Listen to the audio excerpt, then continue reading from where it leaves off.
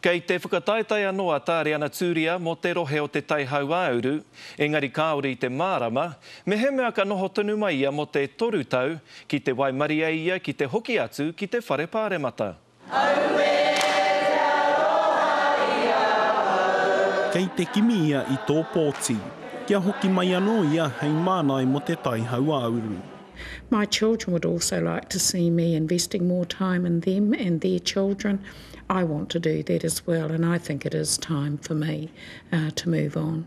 Engari kua puta te kōrero ki te takiwā, ki te pupuri tonua tāri ana tūria ki tāna tūrana, kaore pea ia e noho mai mo te toru tau. Well, that needs, we need to wait and just see how we go throughout the term. I certainly wouldn't leave and make things difficult for the party before the end of the term. Kua roa tēnei kuia o whananui e tau patu ana, me noho mai, me putara nei. E hara i te mea koinei te wā tuatahi kua whai whakaaro ia ki te wehe atu i te ao tō rangapu. What I've always hoped is that we don't end up being a political party like New Zealand First, or maybe even the Mana Party, where much of who your political movement is about an individual.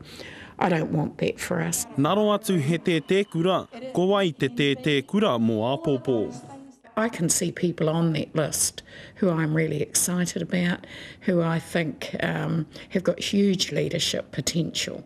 Me wahine me tāne hoki nā tumuake o te rōpū tōrangapu Māori i tēnei wā kora hui kātene anake te ira wahine, enari tērā tētahi kanohi ranatahi e noho teitei ana i runa i tā rātau rārani.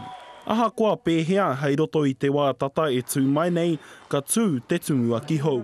And I'm hoping that probably within 12 to 18 months we will see someone will have come forward in that time. Nō reira kua puta te karana atari ana tūria, kei te kimi rātau i tētahi tumuaki wahine hou mo te rōpū tōrangapu Māori. Rā whaare tāwhai te karere.